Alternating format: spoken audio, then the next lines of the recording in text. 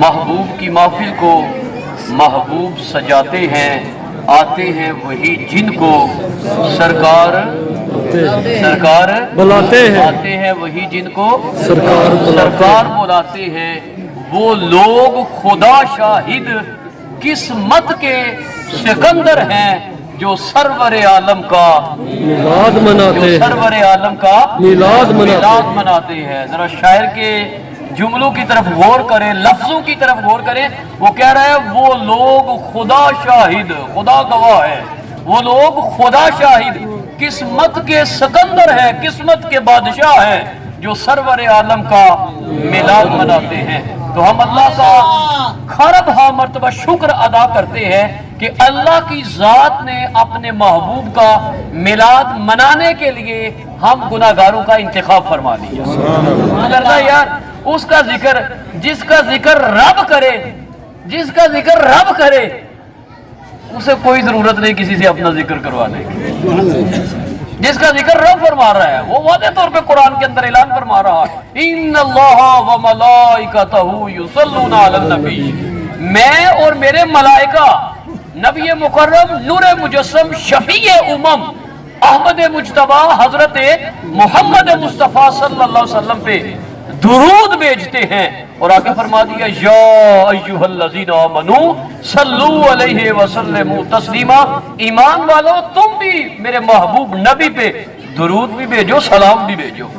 اللہ نماز پڑھتا ہے؟ حکم تو دیا ہے۔ روزہ رکھتا ہے؟ حکم تو دیا ہے۔ زکوٰۃ دیتا ہے؟ جی حکم تو دے رکھا ہے۔ حج، لیکن ایک واحد عمل اللہ نے درود پاک کا حکم ارشاد فرمایا اور ساتھ میں فرما دیا یہ عمل میں بھی کرتا ہوں، میرے ملائکہ بھی کرتے ہیں۔ سبحان اللہ۔ ایمان والو یہ عمل تم نے بھی کرنا ہے کہ میرے محبوب نبی کے اوپر درود بھی بھیجنا ہے اور سلام بھی بھیجنا ہے۔ تو اس کے اندر بھی اگر ہم حضور کی ذات کے اوپر درود و سلام کے نغمے بیچتے ہیں، میں کہتا ہوں صرف اور صرف، زیادہ نہیں، ساری زندگی رہی 40 دن یہ عمل کرنے کے بعد ذرا اپنا آئینہ دیکھیے گا کہ اوپر حسن نے ڈیرے ڈالے ہیں کہ نہیں ڈالے، سبحان اللہ۔ چہرے کے اوپر کوئی نور آیا کہ نہیں آیا۔ یہ قرآن پڑھتے ہیں چھوٹے چھوٹے بچے، جب آ کے حفظ کی کلاس میں داخلہ لیتے ہیں، 1 مہینہ وہ بیٹھ کے مسجد کے اندر قرآن پڑھتے رہتے ہیں۔ 1 مہینے کے بعد جب وہ اپنے گھر کی طرف رخ کرتے ہیں نا تو ہر کوئی انہیں دیکھ کے کہتا ہے بیٹا آگے سے خوبصورت ہو گئے ہو، بیٹا آگے سے خوبصورت ہو گئے ہو۔ تو وہ قرآن کی برکتیں ہیں۔ تو جو صاحب قرآن ہے اس کے اوپر بھی اگر ہم درود و سلام کے نغمے بیچتے ہیں تو رب ذوالجلال چہرے کے اوپر حسن جو ہے وہ عطا فرما دیتا ہے۔ آگے دلدار صاحب بڑے خوبصورت الفاظ فرما رہے تھے کہ حضور ہی آنے کائنات ہیں، شان کائنات ہیں، وجہ تخلیق کائنات ہیں۔ اور اللہ فرما رہا ہے محبوب اگر آپ کو پیدا کرنا مقصود نہ ہوتا تو پھر آدم کو بھی میں پیدا نہ کرتا۔ یہ کائنات تو ایک طرف رہی، پھر ان کے باپ آدم کو بھی میں پیدا نہ کرتا۔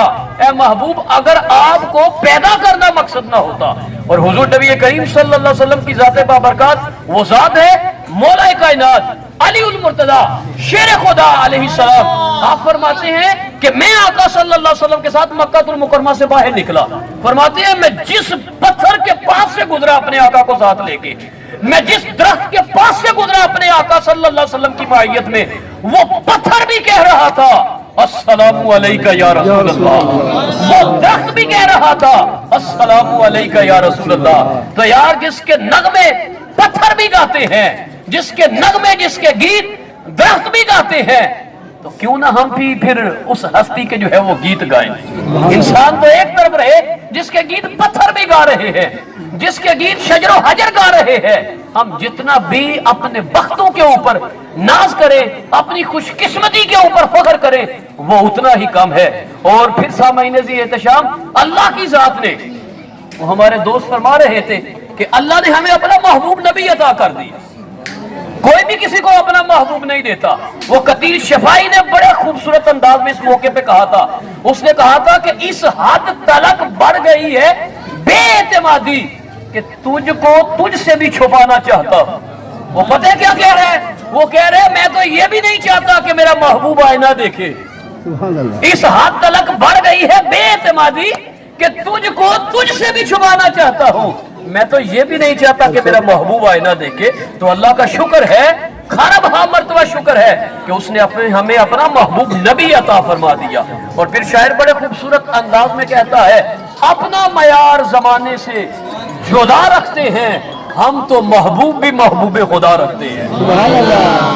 एवं मैंने साडा कोई महबूब नहीं, हम तो महबूब भी महबूब खुदा रखते हैं जिनके जूतों के तस्मे बांधना ईसा अलैहिस्सलाम अपने लिए खुशबख्ती समझते हैं। हमारा महबूब वो है। कहते हैं अबू जहल लाइन एक रोज आका सल्लल्लाहु अलैहि वसल्लम के पास आया।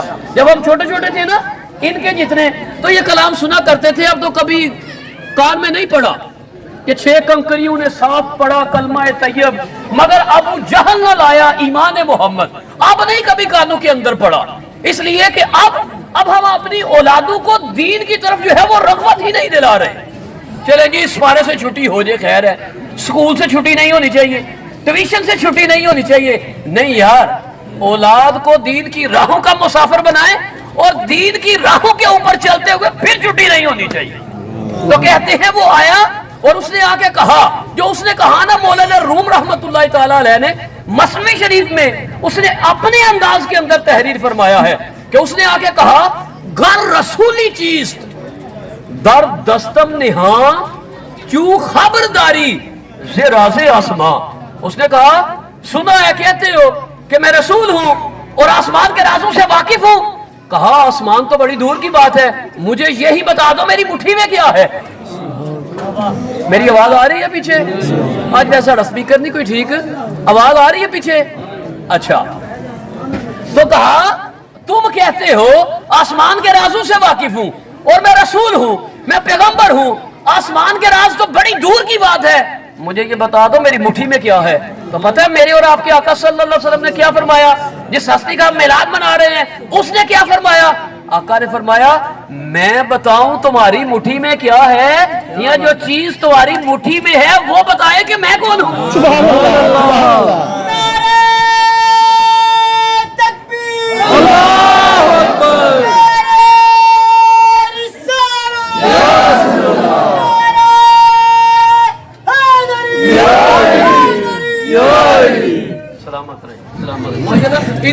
सारे चौखी है यार, सुभान अल्लाह, है जी, अल्लाह इन सलामत रखे। तो कहा कि मुझे बताएं मेरी मुट्ठी में क्या है, आसमान के राजों से आप वाकिफ हैं, मुझे यही बता दें मेरी मुट्ठी में क्या है। तो नबियों के इमाम, सुल्तान और ताजदार ने फरमाया, हुजूर ने फरमाया, मैं बताऊं तुम्हारी मुट्ठी में क्या है, या जो चीज तुम्हारी मुट्ठी में है वो बताए कि मैं कौन हूं। उसने जब ये लफ्ज सुने ना, उसने कहा ये तो और हैरान कुन मामला है। उसने कहा अच्छा फिर ऐसा ही कर दे, जो चीज मेरी मुट्ठी में है वही बता दे कि आप कौन है। मेरे आका सल्लल्लाहु अलैहि वसल्लम ने इरशाद फरमाया, तुम्हारी मुट्ठी में 6 कंकरियां हैं और जरा अपनी मुट्ठी को अब अपने कान के करीब करो और सुनो ये क्या कह रही है। तो कहते हैं मौलाना रूम कि वो बदबख्त लाइन जब अपनी मुट्ठी को अपने कान के करीब करता है तो वो सुनता है, वो कह रही थी, अशहदु अल्ला इलाहा इल्लल्लाह व अशहदु अन्ना मुहम्मदन अब्दुहु व रसूलुहु। इसलिए मैंने कहा कि बचपन में वो कलाम सुना करते थे, 6 कंकरियों ने साफ पढ़ा कलमा तैयब, मगर अबू जहल न लाया ईमान मोहम्मद। वो कंकरियां आवाज़ें बुलंद कह रही थी कि हम गवाही देते हैं ये मोहम्मद सल्लल्लाहु अलैहि वसल्लम अल्लाह के महबूब नबी हैं, अल्लाह के बंदे हैं, अल्लाह के रसूल हैं। इसीलिए तो शायर ने कहा था, डिठे वर्क कुरान दे फूल सारे, तेरी शान या नहीं कोई होर डिठा, तेरी शान दा करे मुकाबला जेड़ा, ओनू आशिका असली चोर डिठा। कोई नूर आखे कोई बशर आखे, पैंदा रात दिन एहो शोर डिठा। और आखिर में पता है उसने क्या कहा?